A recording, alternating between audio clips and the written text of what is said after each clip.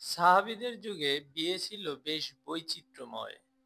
বিয়ের আয়োজন ছিল সাদামাটা, প্রস্তুতি ছিল মাত্র কয়েক ঘন্টার।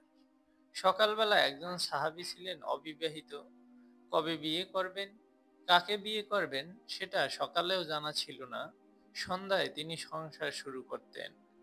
বিয়ের কারণে পাড়াপড়শির নির্ঘুম বিরক্তি সাহাবীদের যুগে ছিল না। বিয়ের প্রথম ধাপ হচ্ছে বিয়ের প্রস্তাব দেওয়া। পুরুষ সাহাবীরা নিজেদের বিয়ের প্রস্তাব সরাসরি পাত্রীপক্ষের কাছে নিয়ে যেতেন। আলী ইবনে তালিব রাদিয়াল্লাহু রাসূলুল্লাহ সাল্লাল্লাহু আলাইহি সাল্লামের কাছে নিজের বিয়ের প্রস্তাব নিয়ে যান। তিনি প্রথমে সংকোচ বোধ করলে রাসূলুল্লাহ সাল্লাল্লাহু আলাইহি সাল্লাম তাকে অভয় দেন। এরপর নবীকন্যা ফাতেমা রাদিয়াল্লাহুকে বিয়ে করেন আলী রাদিয়াল্লাহু। সম্ভ্রান্ত নারীরাও কারো মাধ্যমে নিজেদের বিয়ের প্রস্তাব পাঠাতে পারতেন। খাদিজা রাদিয়াল্লাহু তার বান্ধবী নাফিসা রাদিয়াল্লাহু এর মাধ্যমে রাসূলুল্লাহ সাল্লাল্লাহু আলাইহি সাল্লামের কাছে বিয়ের প্রস্তাব পাঠান। এমনকি কয়েকজন নারী সাহাবীও সরাসরি এসে রাসূলুল্লাহ সাল্লাল্লাহু আলাইহি সাল্লামের কাছে বিয়ের প্রস্তাব দেন। এমন একজন প্রস্তাবকারী ছিলেন খাওলা বিনতে হাকিম রাদিয়াল্লাহু। তার স্বামী উসমান ইবনে মাজউন রাদিয়াল্লাহু ইন্তিকালের পর তিনি রাসূলুল্লাহ সাল্লাল্লাহু আলাইহি সাল্লামকে বিয়ের প্রস্তাব দেন। তবে রাসূলুল্লাহ সাল্লাল্লাহু আলাইহি সাল্লাম তাকে বিয়ে করেননি। একজন নারী রাসূলুল্লাহ সাল্লাল্লাহু আলাইহি সাল্লামকে বিয়ের প্রস্তাব দেওয়ার ঘটনা ১৪০০ বছর পরে বিস্ময়কর মনে হতে পারে, কিন্তু সাহাবীদের সময় এটা ছিল স্বাভাবিক ঘটনা। তবে সাহাবীরা যখন তাদের সন্তানদের কাছে ঘটনাটি বলেন, তারা অবাক বিস্ময়ে জিজ্ঞাসা করেন সেই নারী কিভাবে রাসূলুল্লাহ সাল্লাল্লাহু আলাইহি সাল্লামকে বিয়ের প্রস্তাব দিয়েছিলেন। বিয়ের মোহরানা ছিল একেকজনের একেক রকম।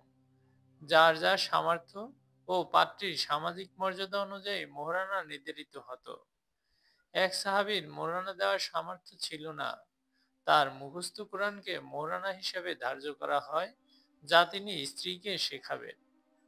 সাহাবীদের যুগে পাত্রীরাও চাইলে মোহরানার প্রস্তাব দিতে পারতেন।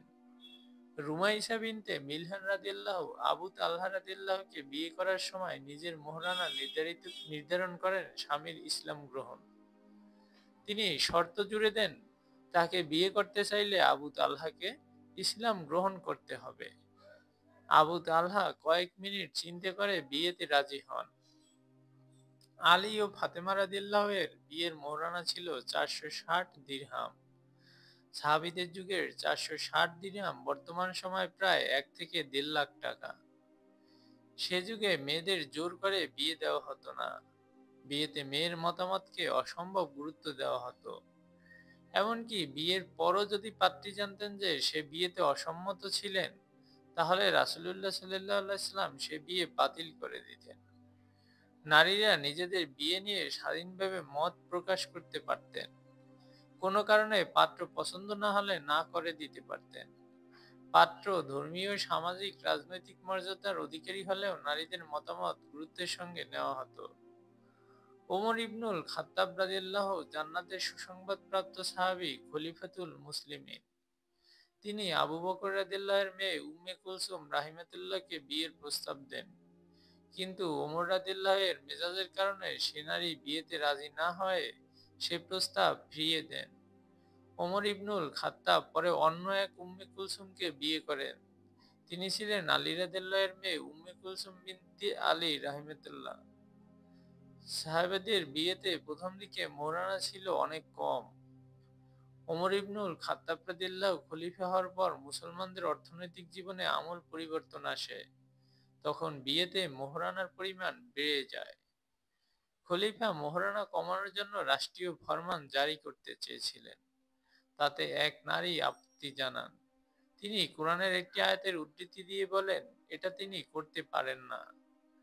খলিফা সেই নারীর আপত্তি আমলে নিয়ে রাষ্ট্রীয়ভাবে সর্বোচ্চ মোহরানা নির্ধারণ করা থেকে বিরত থাকেন। তিনি উম্মে কুলসুম বিনতে আলীকে বিয়ে করার সময় মোহরানা হিসেবে ৪০,০০০ দিরহাম দেন। সাহাবীদের যুগে ১২ দিরহাম দিয়ে একটি ভেড়া কেনা যেত।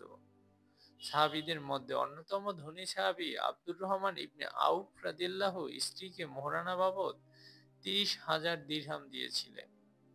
সাবিত ইবনে কায়েস রাদিয়াল্লাহু তার স্ত্রীকে মোহরানা হিসেবে একটি বাগান দেন। যা সেই যুগ হিসেবে মোটা অঙ্কের মোহরানা। সাহাবীদের যুগে বিয়ের আনুষ্ঠানিকতা ছিল সীমিত। এ কারণে বিয়ে ছিল সহজ। বিয়েতে সবাইকে দাওয়াত দিতে হবে, না দিলে কে কি মনে করবেন এমন মনোভাব তখন ছিল না। রাসূলুল্লাহ সাল্লাল্লাহু আলাইহি সাল্লাম ছিলেন সাহাবীদের কাছে সবচেয়ে প্রিয় ব্যক্তি।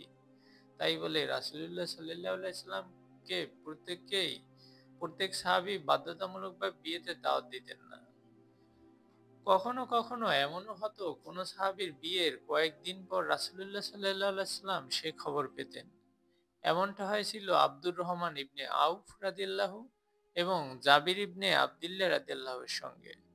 রাসূলুল্লাহ সাল্লাল্লাহু আলাইহি সাল্লামও মোটেও এ প্রত্যাশা করতেন না যে প্রত্যেক সাহাবী তাকে বিয়ের দাওয়াত দেবেন বা তাকে জানিয়ে বিয়ে করবেন। এ যুগে সামাজিক বাধ্যবাধকতার মধ্য দিয়ে আমরা বিয়ের আয়োজন করি। সে সময় মোটেও সেসব ছিল না। আসসালামু আলাইকুম ওয়া রাহমাতুল্লাহি ওয়া বারাকাতুহু। ঘটনাটি ভালো লাগলে শেয়ার করে দিন।